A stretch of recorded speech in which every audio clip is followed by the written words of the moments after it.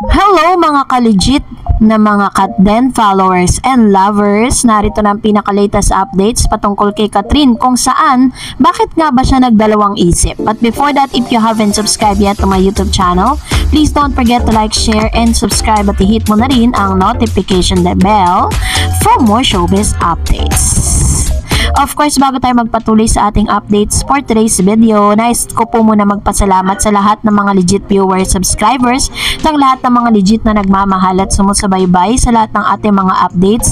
Maraming salamat po sa inyong panonood. At ngayong araw, let's talk about this one dahil ito pong picture na ito, it was posted by Miss Carmi Raimundo na parang sinasabi niya dito na it's a wrap it up dahil tapos na po ang editing ng kanila pong movie na Hello Love Again. Ayan. So, pinicturean po nila yung pinaka parang mapakamagandang views, ano.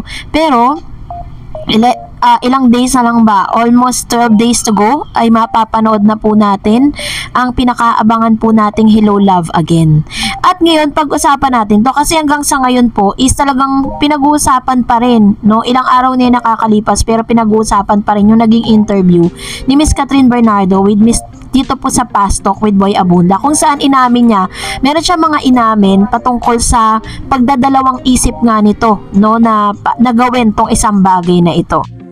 Taliwas nga sa mga naglabasa ng mga issue kung bakit ang tagal po na nasundan ang movie ng Hello Love Goodbye ni Kathryn Bernardo at ni Alden Richards. Mamaya sasabihin ko sa inyo kung gaano po kaganda yung ginawa ni Miss Kathryn. Ano? Sabi niya, ayaw na palang gawin talaga ni Kathryn Bernardo ang Hello Love Again, ang part 2 ng super blockbuster movie nila ni Alden Richards na Hello Love Goodbye na tumabo sa takilya noong taong 2019. Totoong nagdalawang isip ang kapamilya actress na ituloy ang sequel ng HLG with Alden at in fairness may mga valid reason naman ang dalaga kung bakit. Nagpaliwanag si Kathryn sa panayam niya sa kanyang Fast Talk with Boy Abunda tungkol dito at isa raw sa mga rason ay dahil naniniwala siya na mahirap gumawa ng sequel sa isang pelikulang minahal ng milyong-milyong tao. Sabi niya, I'll be honest, when they told me about it early this year, I was a bit hesitant kasi, di ba Tito Boy, alam natin kung gaano kahirap ang gumawa ng sequel.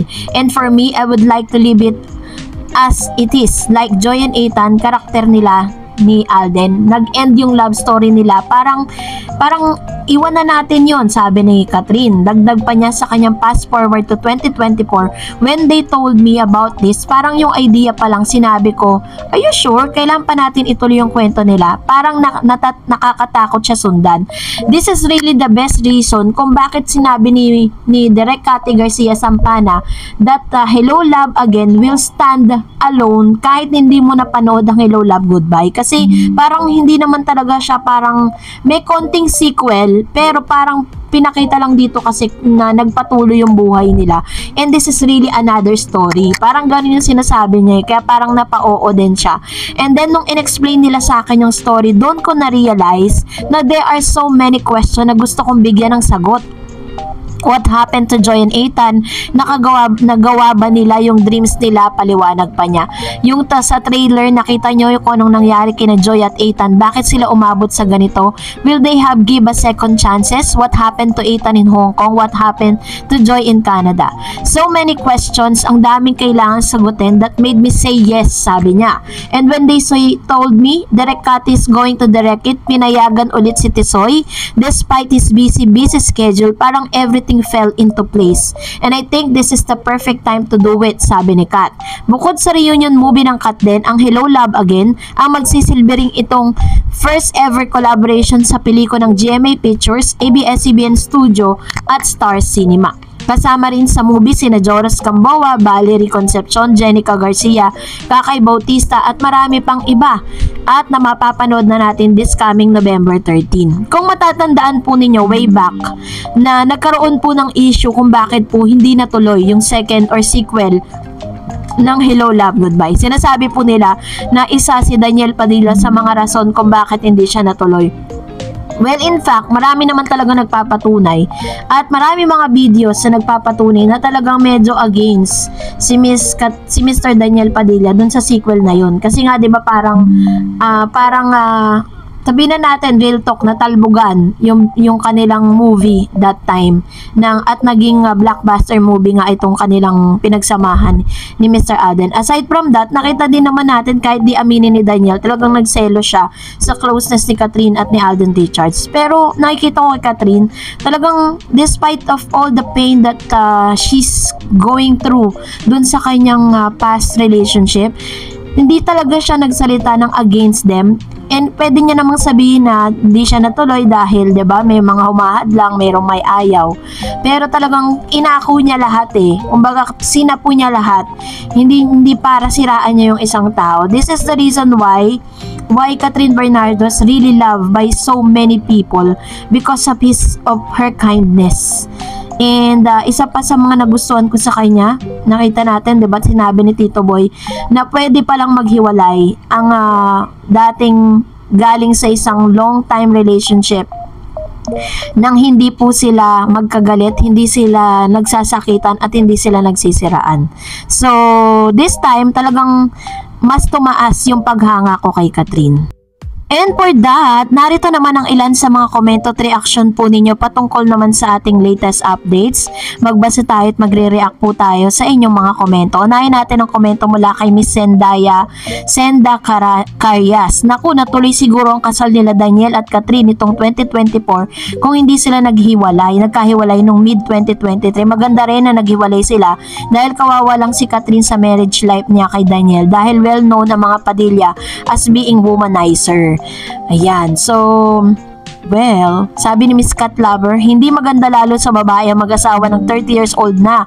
Dapat nasa 25 to 28 may asawa na ang babae. Actually po, parang kasi yun na yung kinagis na natin, 'di ba? Pero pag niloob naman talaga ng Diyos sa magkaanak ka, kahit anong age, talaga magaganap at mangyayari po 'yan, 'di ba?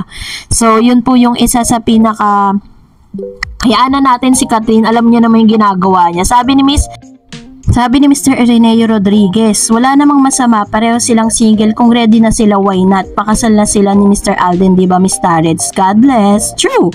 Sabi ni Miss Joel Lopez, ang alam ko gusto ni Alden 34 siya, mag-aasawa, baka yun ang ibig sabihin ni Kat. Ayan. So, yun naman ay tentatively, parang yun po yung age na sinasabi ni Miss Kat. Kasi si Miss Maha Salvador, ilang taon na po siya nag-asawa. Pero nagkaanak pa rin sila. 'Di ba? So, kung yun yung iniisip ninyo, wag nyo pong intindihin yung mga ganon. So, katulad ng sinabi ko, if it is really God's will, 'di ba, mangyayari yun. Sabi ni J.A., sana nakikita din po ng bashers ang reaction ni Alden habang may buhat na bag si Kat. Parang hiyang-hiya po kasi siya talaga. Kaso, wala naman siya magawa kasi ang alam nyo na yon talaga ang gusto ni Attorney Kat. At alam din natin na hindi pinangungunahan o pinipigilan ni Tisoy ang mga gusto ni Kat. Aminin man natin o hindi, talagang si Kat ang mas nasusunod sa couple na ito. Kasi nga, si Mr. Tisoy at all out kung magmahal. Ayan. So, ganito naman po yung kanyang komento, which is very, very true. Ganito po talaga siya magmahal. At wag po nating masyadong yung mga bashers kasi kini-question po yung pagiging gentleman ni Mr. Alden. And sabi ni Miss Charlita Villesa, legal public announced na married na si Boy at si girl si KD. Understandable na kahit anong yakap ni A kay K, hindi na dikit kay A, medyo may pag-iwas si A kay K. Walang makita na nag-lips kiss na ginawa in response na lang sa pagdikit ni K kay parang nagpapahiwatig na hindi na si A pwede. Ay nako, Charlita Villesa, lumayas ka sa channel na ito. Sabi ni Miss Senda Caryas, na collab ni na Alden at Catherine ng isa't isa ay baka pagtungtong ni Catherine ng 30th birthday niya or 31st birthday niya ay magpapakasal na sila. Financially stable naman na silang pareho. May mga kanya-kanya ng business na sila. In demand pa rin sila sa mga endorsement at sa mga movies and teleserye. Kaya pag-aasawa na lang ang kulang sa kanila, which is true. Diba? Yun na lang talaga yung kulang eh. Pero, syempre, may mga plan pa yan, may mga gusto pang gawin sa buhay. At hayaan natin na grabe po yung kanilang tinginan, yung kanilang preparation, at hayaan natin na kilalanin po muna nila ng sobra yung isa't isa. Sabi ni Ma'am si Emilita Babauta ay mahirap ang magkaanak, kaya lang generation ngayon na mas uso, it doesn't matter, buhay nila yan. sana tuluyan sila ni Alden. Thank you ma'am update sa updates. God bless everyone. Ito yung sinasabi ko sa inyo. Ganyan ang generation ngayon. Sabi ni Mr. Ireneo, kat din nasa tamang edad na sila. Huwag nyo nang patagalin, pakasal na kayo. Ayan. Kung sana nga ganun lang kadali, no? At kung tayo talaga yung bibigyan ng chance sa mag-decide, why not? Yun naman talaga yung gusto natin na mangyari sa buhay nilang dalawa. And sabi naman ni Miss Rose Marie Reyes, nice age to get married is 28. So you will see your children growing up. And sabi naman ni Miss Faith, yes, pakasal na kayo ni Alden. Destiny talaga, bagay na bagay. Ayan, very true naman tayo dyan. And of course, sabi ni Miss Emily Angan, they are both sincere and genuine to each other. So they are meant for each other. Their love is real. Ayan. So ramdam naman talaga natin lahat yan. They are really sincere. And Ma'am si Elizabeth, naku sana 30 years old lang magpakasal na sila. Ni Alden naman, 34 years old na din. Perfect age yung sa kanilang dalawa. At I know na mas bibiyaan din sila ng mga cute na babies. Yun ang wish ko kay Miss Dars. And I hope my dreams will come true. Cut then forever. Ma'am si Anastasio, sana magpakasal na kayo ni Alden. Mahirap pag 30 ng mag-asawang isang babae. Mahirap ng mga anak. Mas masaya ang buhay pag may mga anak na kayo ni Alden. Wow, siguro ang pogi at ang beauty na magiging anak nila. Very true. Sabi ni Miss Medjeline Kagiwa, baka kaya sila nagkahiwalay kasi si Alden Richards talagang future husband niya kay Alden Richards. Antayin mo lang si Catherine Bernardo kasi promise perfect couple kayong dalawa. Ayan.